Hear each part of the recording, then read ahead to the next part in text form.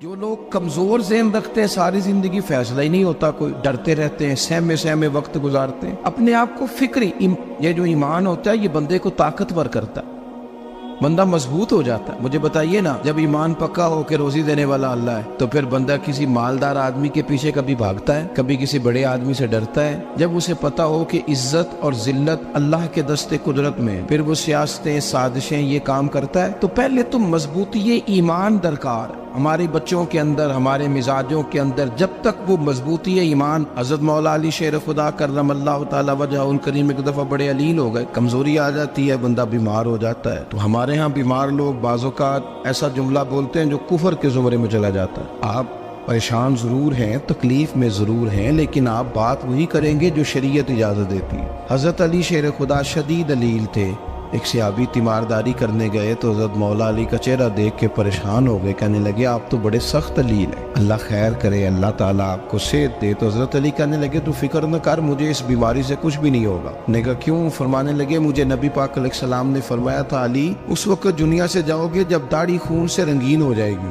تو اس کا مطلب ہے میں خنجر کے وار کے ساتھ شہید کیا جاؤں گا، میں بیماری سے دنیا میں نہیں جاؤں گا، میں یہ بیماری سے مجھے کچھ بھی نہیں ہوگا، اللہ مجھے شفا دے دے گا، چونکہ حضور نے فرمایا کہ ساڈے نبی دی زبان ساڈے واسطے قرآن۔ تو سب سے پہلے تو اپنے ایمان کے اندر، توکل کے اندر مضبوطی پیدا کریں۔ مسلمان دیکھو نا، نماز پڑھنے سے روزی میں برکت ہوتی ہے، تو پھر اس کا مطلب یہ ہے کہ جب ٹائم آئے نا نماز کا تو گاہک جتنے مرضی کھڑے ہوں پھر دکان بند کرنی چاہیے، پھر نماز پڑھنی چاہیے، کیونکہ روزی تو اللہ نے دینی ہے، گاہکوں نے تو دینی۔ تو سب سے پہلے ضروری ہے مضبوطی ایمان، توکل، اللہ کی ذات پر بھروسہ۔ آپ کبھی میدان کربلا کا پورا نقشہ اپنے سامنے رکھیں نا، دو چیزیں ہیں، امام حسین کو نظر آ رہا ہے اب شہادت ہو جائے گی، اتنی بڑی فوج آئی ہے، خدا کی حکمت کے تقاضے سمجھ میں آ رہے ہیں، حالات کیا ہوں گے سمجھ آ رہی، پر ایک لمحے کے لیے بھی ان کا توکل کمزور نہیں ہوا۔ اپنے رب پر جو مضبوط بھروسہ ہے، سیدہ طیبہ طاہرہ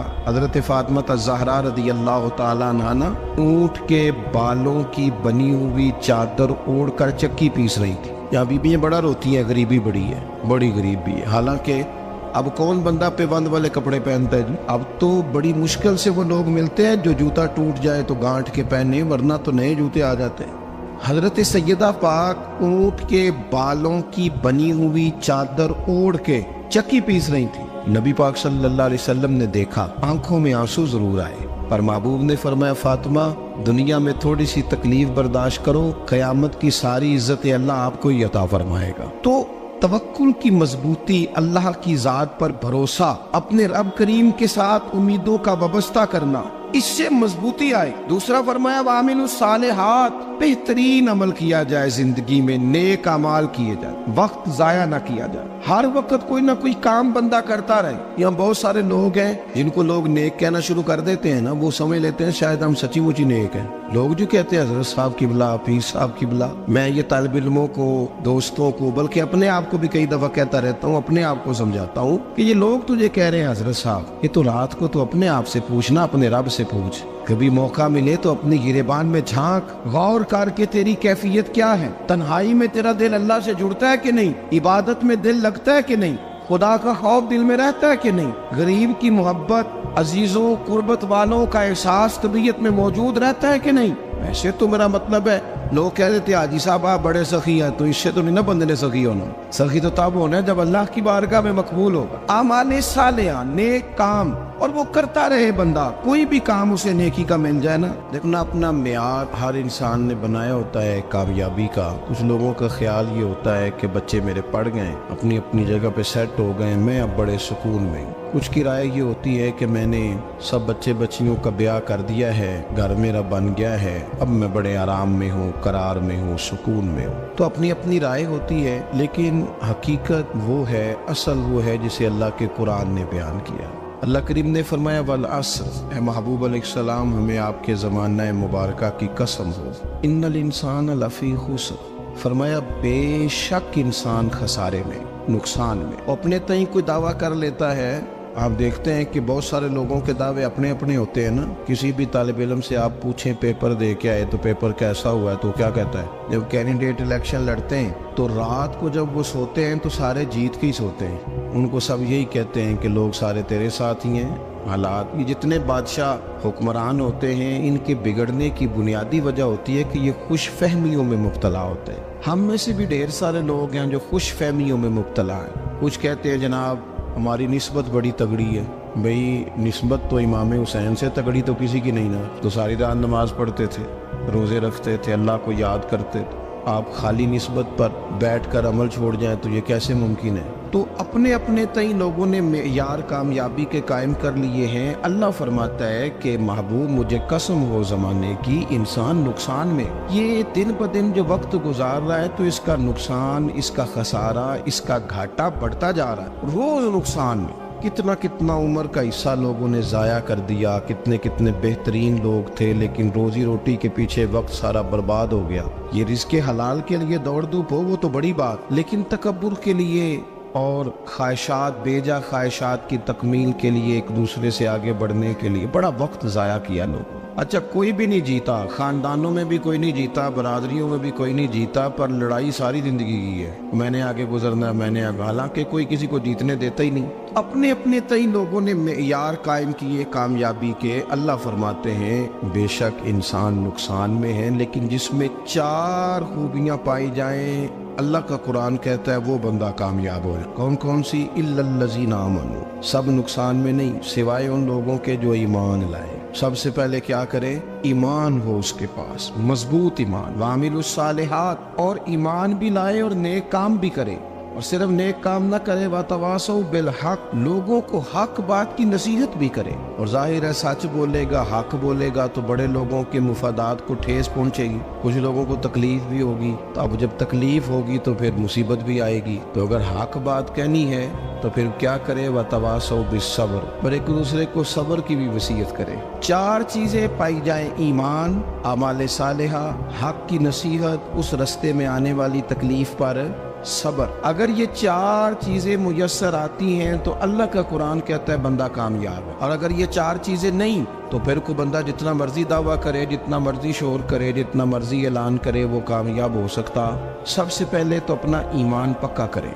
یہ جو کچی پکی باتیں کرتے ہیں نا لوگ, مسلمان جو ہوتا ہے نا, مسلمان وہ لاوارث نہیں ہوتا, وہ وارث والا ہوتا ہے. اس کا رب ہر وقت اپنی رحمت سے اس کی حفاظت کرتا ہے. مسلمان ہر وقت نبی پاک علیہ السلام کی نگاہ کرم میں رہتا ہے. اسے کمزور باتیں نہیں کرنی چاہیے کہ میرے کو پیچھے چڑھ گیا تو پتہ نہیں کیا ہو جائے گا, برادری مخالف ہو گئی تو پتہ نہیں کیا ہو جائے گا, سچ بول دوں گا تو لوگ پتہ نہیں مجھے مار دیں گے. ایسا ہو نہیں سکتا. چھری حضرت ابراہیم چلائے بھی نا تو حضرت اسماعیل کے حلق پہ چلنا اس نے تب بھی ہے جب اللہ حکم کرے گا. تو اللہ کی حکمت ہوگی, حکمت الہی ہوتی ہے تو کوئی کام ہوتا ہے, ورنہ ہوتا. تو اپنی طبیعت میں مضبوط ایمان, توکل, اللہ پہ بھروسہ, مضبوطی افکار کی, کچی باتیں نہیں. دیکھو نبی پاک صلی اللہ تعالی علیہ وسلم نے فرمایا نیکی کو کبھی حقیر نہیں سمجھنا, کبھی حقارت سے نہیں نیکی کرنی کہ یہ بڑی چھوٹی ہے تو میں اس کو کروں. اب فرمایا کبھی حقیر نہ سمجھنا, نیکی کا کام جو بھی ملے کر دینا.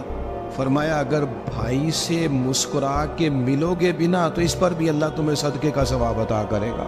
ہم تو اس دین سے کے ماننے والے ہیں جو کہتے ہیں تو گلی سے روڑا اٹھا دے, کانٹا اٹھا دے, کسی کی تکلیف دور کر دے, کسی اس پر گنجائش کر دے, کسی کے لیے آسانی کر دے. جو بھی خیر کا کام میسر آئے پورے دن میں اسے چھوڑے نہیں.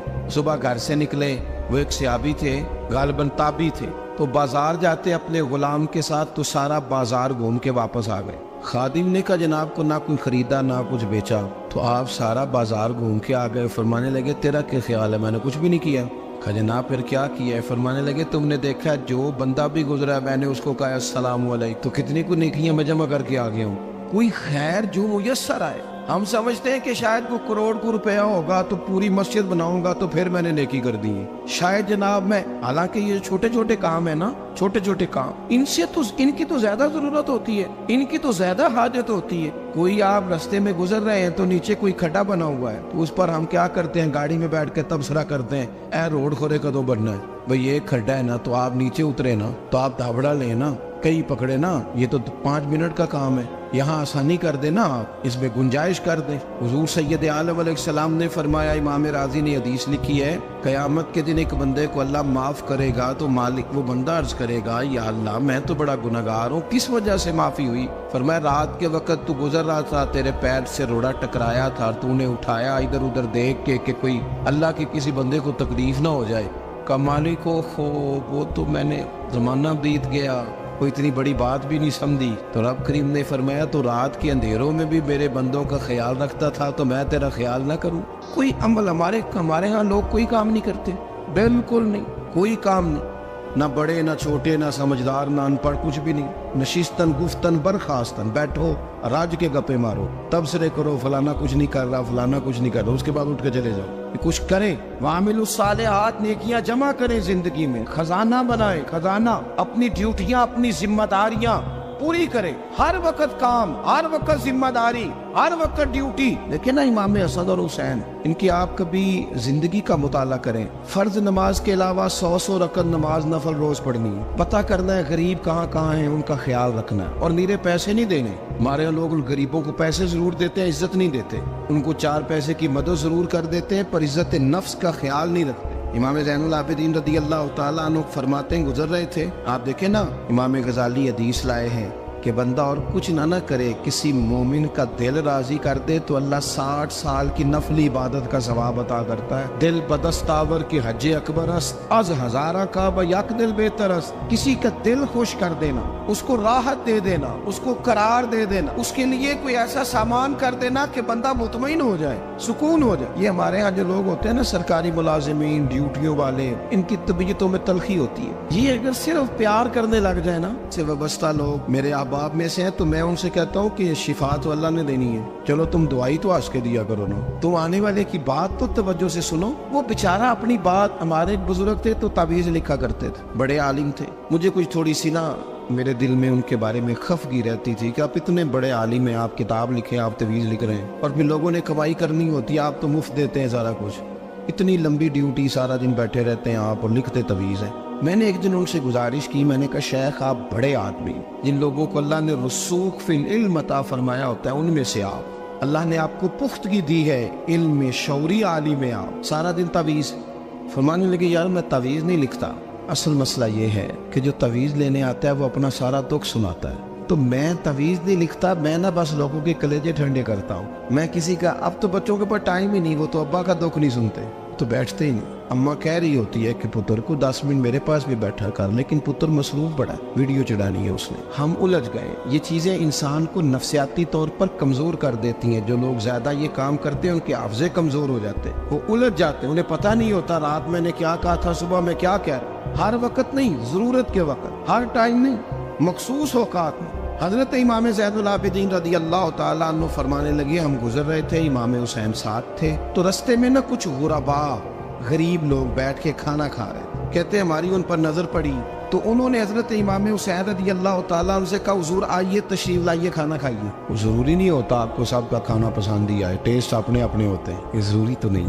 खाना पसंद ना भी आए तो दिल तो फिर भी राजी रखने चाहिए। कुर्बान जाए, नबी पाक ने किस तरह हमारी तरबियत की।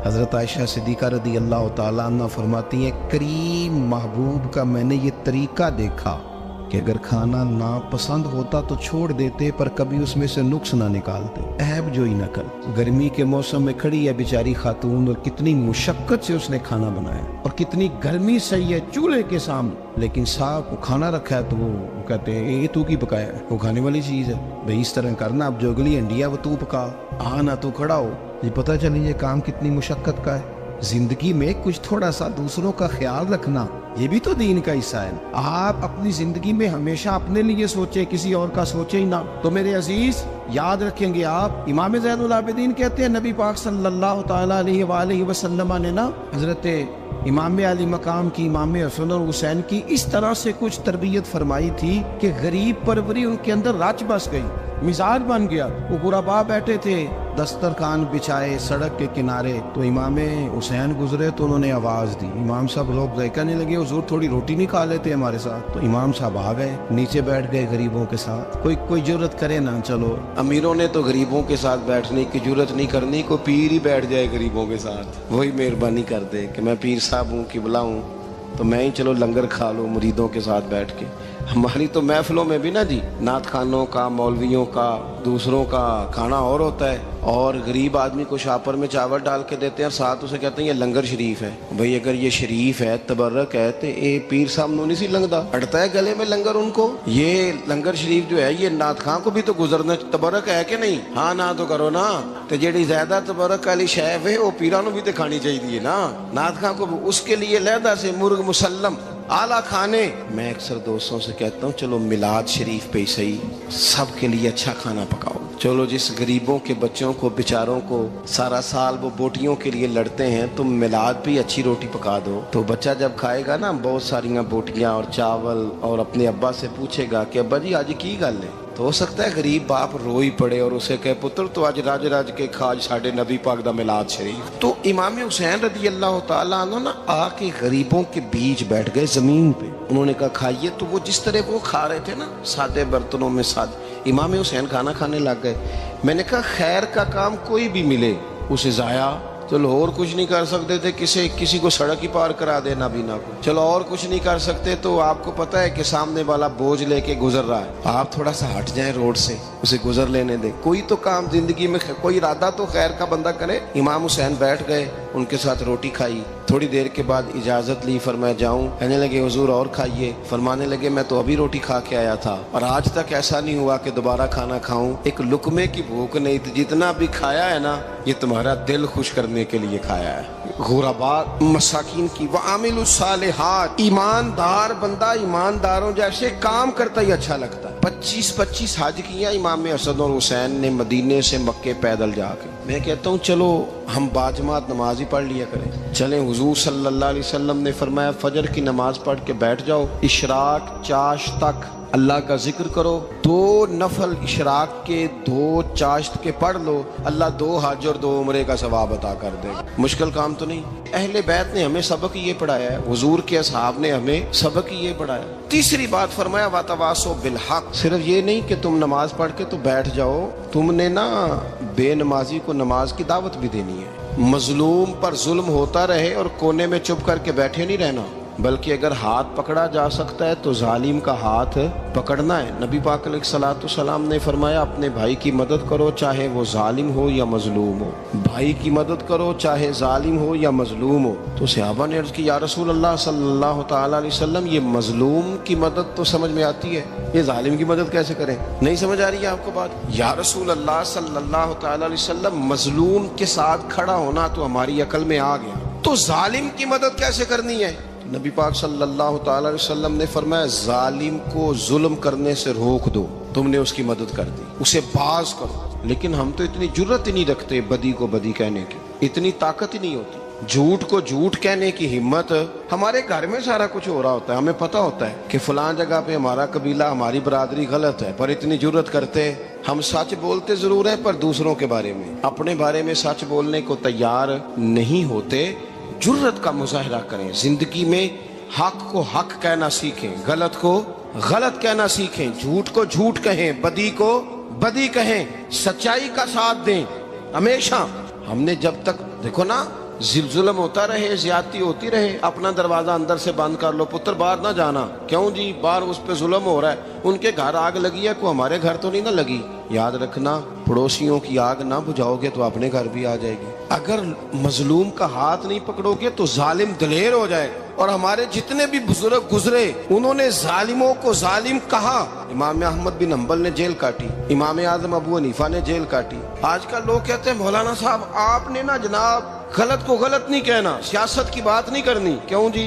किस लिए नहीं करनी? सियासत तो तदबीर का नाम है। बनु इसराइल में जितनी भी तदबीर होती थी वो सारे अंबिया किया करते थे। کیوں نہ بات کریں؟ یہ جن کرسیوں پہ آج تم نے ظالموں جابروں کو بٹھایا، یہ کرسی تو حضرت ابوبکر صدیق جیسے لوگوں کی ہے، یہ تو حضرت عمر جیسے لوگوں کی سیٹ ہے، حضرت عثمان غنی جیسے لوگوں کا کام ہے، مولا علی جیسے لوگوں کا کام ہے۔ غلط جگہوں پہ غلط لوگ بٹھا دی، اور پھر جھوٹے کو جھوٹا بھی نہ کہیں، ظالم کو ظالم بھی نہ کہیں۔ ہم سے نہ رقم ہوں گے قصیدے یزید کے، کیونکہ ہم لوگ تو حسین کے سیرت نگار ہیں۔ یہ کیا بات ہوئی؟ آپ سچی بات ہی نہ کریں، کلمہ حق کہیں، ہمیشہ کھری بات کہیں، سچی، گرچہ اپنا نقصان ہو، حق کے ساتھ کھڑے ہونا سیکھیں۔ وتواصوا بالحق، ساری آسانی تھی، امام حسین کو کوئی مسئلہ نہیں تھا، آرام سے بیٹھے تھے۔ آج کتنے موجوں میں بیٹھے ہیں، پیر صاحبان، مولوی صاحبان، خطیب صاحبان، سیاستدان، وڈیرے، موج لگی ہوئی ہے، کسی کو کچھ نہیں کہنا، کچھ کہیں گے تو پھر بندے مخالفت کریں گے۔ تو امام حسین مسجد نبی میں جمعہ پڑھاتے تھے، چپ کر کے بیٹھے رہتے، حضور سید عالم علیہ السلام کے مزار انور کے پاس بیٹھے تھے، بیٹھے رہتے۔ لیکن امام حسین نے فرمایا ظالم حکمران بنے تو وہ قوموں کو تکلیف دیتے ہیں، وہ ملی نقصان کرتے ہیں، وہ امت کا چہرہ مہرہ بگاڑ کے رکھ دیتے ہیں، لہذا کھڑے ہونا پڑتا ہے، کلمہ حق کہنا پڑتا ہے، الہ کلمت الحق کے لیے نکلنا پڑتا ہے۔ آپ اپنی زندگی کے اندر سچی بات کرنا سیکھیں۔ الیکشن کے دن آ گئے، میرے ایک بڑے محبت والے ساتھی تھے، وہ آ گئے ووٹ کے لیے۔ ویسے بھی یہ جو بیماری ہمارے ملک میں نا جی، ہمارے ہاں حکمران بعضوں کا کہتے ہیں اوے ہو جی جمہوریت بڑی ضروری ہے۔ وہ بھی کس مصیبت کا نام ہے جمہوریت؟ اقبال تو کہتے ہیں کہ یہ وہ چیز ہے کہ جس میں پتہ ہی کوئی نہیں ہوتا، پڑھے لکھے ان پڑھ کا، چھوٹے اور بڑے کا، سیانے اور بیوقوف کا۔ جمہوریت وہ طرز حکومت ہے کہ جس میں بندوں کو گنا کرتے ہیں، تولا نہیں کرتے رہتے ہو ہر وقت۔ قوم کو اس کا حق ملنا چاہیے، غریب کی مدد ہونی چاہیے، انصاف ملنا چاہیے۔ باقی یہ تمہاری کہانیاں ہیں ڈکٹیٹرشپ اور جمہوریت، اور ہمیں تمہاری سمجھ بھی نہیں آتی۔ ہر ڈکٹیٹر کے ساتھ ہوتے ہو، باتیں جمہوریت کی کرتے ہو، جہاں تمہارا دل کرتا کھڑے رہتے ہو۔ ہمیں تو کوئی اس سے غرض نہیں، کام ہونا چاہیے۔ بلکہ جو لوگ قوت نافذہ رکھتے ہیں انہیں سمجھنا چاہیے کہ ملک کی بھاگ دوڑ ہمیشہ مضبوط ہاتھوں میں رہے، اور وہ اس طرح کا نظام وضع کریں، مل بیٹھے سارے ادارے کہ غریب کی سنی جائے۔ وہ مجھے بڑی اچھی طرح یاد ہے جب وہ ایک حکومت ختم ہوئی اور جو ایک فوجی رہ کے گئے تھے 11 سال، ان کی حکومت آئی تو میں باہر نکلا تو ایک بزرگ تھے، وہ صبح صبح ناشتہ بیچا کرتے تھے ہمارے علاقے میں، چاول اور چنے بنے۔ تو میں نے ان سے کہا بزرگوں پتہ لگا جی رات کی حکومت بدل گئی ہے۔ تو فرمان لگے پتر جیڑا مردی بھی آ جائے، میں تو یا چاول بیچ کے روٹی کھانی، ہمیں تو ان سے غرض ہی نہیں، اللہ جانے کون آیا کون گیا، تو کھیل تماشا بنایا ہوا ہے۔ تو جھوٹے کو جھوٹا کہیں۔ میرے ایک دوست ہیں الیکشن لڑتے ہیں، مجھے ایک دفعہ آ کے کہنے لگے آپ نے کبھی ووٹ نہیں ڈالا، اس دفعہ ضرور ڈالیں۔ میں نے کہا نہیں ڈالتا میں۔ کہنے لگے ووٹ قوم کی امانت ہے، تو میں نے کہا امانت کسی بے ایمان کو دے دوں؟ امانت تو امانت دار کو دی جاتی۔ نہیں سمجھے آپ بات؟ یہ سارے کہتے ہیں نا ووٹ قوم کی، تو امانت کس کو دینی چاہیے؟ صحیح بتاؤ۔ چلو ہوں تسی بولنا نہیں، بس دل وچ گل رکھنی، دل وچ دیندے ویسے امانت دارا نہیں ہونا۔ نہیں میں نے کہا بولنا نہیں، ہمیں کسی پتہ نہ لگ جائے، دیتے ویسے امانت داروں کو ہی ہو نا۔ یہ اپنے دل سے پوچھو، فیصلہ لو، اللہ سے ڈرو۔ ظالم کا مددگار ظالم ہوتا ہے، ظالموں کا مددگار ظالم ہوتا ہے۔ وہ تیرے میرے ووٹ پر جیت کر جب ظلم کرے گا تو پھر کون ہے جو یہ دعویٰ کرے گا کہ جناب میں ظالم کا مددگار نہیں؟ سوچو سمجھو، غور کرو۔ امام حسین رضی اللہ تعالیٰ عنہ نے فرمایا سچ کو سچ کہیں گے، جھوٹ کو جھوٹ کہیں گے۔ یہ نہیں ہو سکتا کہ جناب ظلم ہوتا رہے اور چپ رہے۔ اور یہ سبق کہاں سے پڑھا انہوں نے؟ مولا علی شیر خدا سے۔ جب حضرت عثمان غنی رضی اللہ تعالیٰ عنہ پر بلوائیوں نے حملہ کیا نا، تو چونکہ حضرت عثمان غنی خالو تھے امام حسن اور حسین کے، حضرت عثمان خالو ہیں، سگے خالو ہیں، تو حضرت مولا علی شیر خدا نے یہ نہیں کہا کہ پتر اتنے بندے آ گئے ہیں، تلواریں ہیں، محاصرہ ہے، باہر نہ نکلنا، بلکہ حضرت مولا علی نے خود اپنے دونوں بیٹوں کو تلواریں پکڑائیں اور حضرت عثمان غنی کے دروازے پہ کھڑا کر کے کہا پتر خیال رکھنا تمہارے ہوتے ہوئے کوئی بھی شخص حضرت عثمان غنی کا دروازہ نہ کراس کر پائے۔ خود اپنے بچوں، ہر جنگ میں حضرت علی ساتھ لے کے جاتے تھے۔ ہم تو بچوں کو دلیری سکھاتے ہی نہیں، بزدل۔ اور کچھ ہمیں بابے مل گئے، وہ کہتے ہیں منڈے نو سایا ہے، میں کہ بابے نو آپ سایا ہے، انہوں بھی کرو دم کراؤ، اس کو نظری سایہ آتا ہے۔ کیسے ناتھانوں سے پالا پڑ گیا۔ کیا ہوتا ہے وہ سایہ؟ اچھے بھلے سیانے نوجوان بتی بند کر کے اندر لیٹا ہوا ہے بچہ، بابا کہہ گیا انہوں سایا ہے۔ بابا کہڑا کہہ گیا جڑا باہر روٹی لین آیا سی، بھی ایڈی پہنچی سرکار ہوندی تے ٹکر ہی گھر کھا لیندی۔ لوگوں کے قسمت کا حال بتاتا ہے، اپنی اتنی خراب ہے کہ مانگتا پھرتا ہے۔ کیا مذاق بنایا ہم نے اپنے ساتھ۔ تھوڑے سمجھدار ہو جائیں، ہر بندے کی بات کا اثر قبول نہ کیا کریں۔ مومن کے پاس طاقتیں ہوتی ہیں، جو جدھر لگاتا ہے چپ کر کے لگ جاتے ہو. ان الذین قالوا ربنا اللہ ثم استقاموا تتنزل علیہم الملائکہ. اللہ کہتا ہے تو ڈٹنا سیکھ, رب کا نام لے کے ڈٹ جا, رب تیری مدد کے لیے فرشتے بھی نازل کر دے گا. فرمایا یہ نبی مومنوں کے جانوں سے بھی زیادہ قریب ہے. ہم بڑا عام لفظ بولتے ہیں کہ فلاں چیز میرے دل کے بڑی قریب ہے, میری سوچ کے بڑی. جو لوگ دل کے قریب ہوتے ہیں ان کے پاس اٹھنے بیٹھنے کو دل کرتا ہے. تو اللہ کریم نے قرآن پاک میں فرمایا کہ یہ پیغمبر صلی اللہ علیہ وسلم تمہاری جانوں سے بھی تمہارے قریب ہے. اور حضور نے وضاحت کر دی, نبی پاک نے وضاحت کر دی. حضور نے فرمایا لا یؤمن احدکم حتی اکون احب الیہ من والدہ وولدہ والناس اجمعین, او کما قال نبی صلی اللہ علیہ وسلم. فرمایا تم میں سے کوئی اتنی دیر تک مومن ہو ہی نہیں سکتا جب تک ہر چیز سے بڑھ کر مجھ سے پیار نہ کرے. ایک مثال دے لوں, بات آسان ہو جائے گی. جس گھر کے اندر پیسہ بے شمار ہو, دولت بے شمار ہو, مکان ایک نہیں چار ہو, اور دنیا کی ساری آسانیاں گھر میں موجود ہو, سارے دوست میری بات پہ توجہ کرنا, ہر شے ہو, بینک بیلنس بھی ٹھیک ٹھاک ہو, بچوں کا فیوچر سیف ہو, لیکن گھر کے اندر میاں بیوی کی صلح نہ ہو. بچے کہتے ہیں گھر میں ہر چیز ہے پر امی اور ابا کا جھگڑا ہر وقت جاری رہتا ہے, وہ گھر صحیح چلتا ہے؟ ہم نے بولنا اس لیے نہیں کہ یہ باتیں لوگ, یہ گھر کے اندر کی باتیں ہیں نا.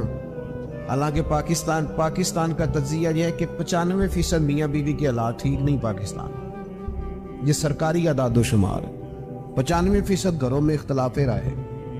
یہ بات ذہن میں بٹھا لیں کہ میاں بیوی کا اگر اتفاق نہیں نہ ہوتا تو وہ کہیں کہ گھر میں کوئی بھی خوشی رہے گی تو یہ ممکن ہی نہیں, یہ سوال ہی نہیں پیدا ہو. 6 بچے ہوتے ہیں اور شادی کو 24 سال گزر جاتے ہیں, پھر بھی طلاق ہو جاتی ہے.